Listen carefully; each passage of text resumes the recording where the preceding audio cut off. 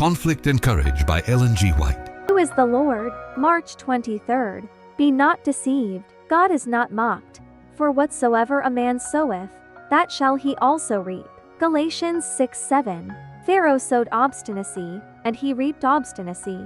He himself put this seed into the soil. There was no more need for God by some new power to interfere with its growth than there is for him to interfere with the growth of a grain of corn. All that is required is that a seed shall be left to germinate and spring up to bring forth fruit after its kind. The harvest reveals the kind of seed that has been sown. Pharaoh saw the mighty working of the Spirit of God.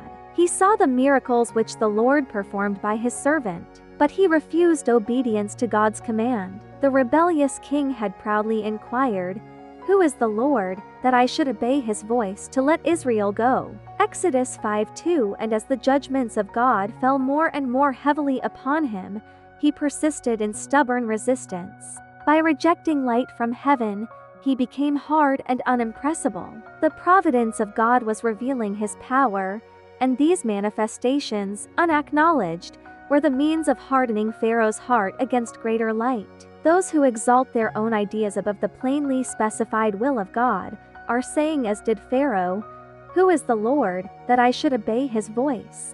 Every rejection of light hardens the heart and darkens the understanding, and thus men find it more and more difficult to distinguish between right and wrong, and they become bolder in resisting the will of God. He who has once yielded to temptation will yield more readily the second time. Every repetition of the sin lessens his power of resistance, blinds his eyes, and stifles conviction. Every seed of indulgence sown will bear fruit.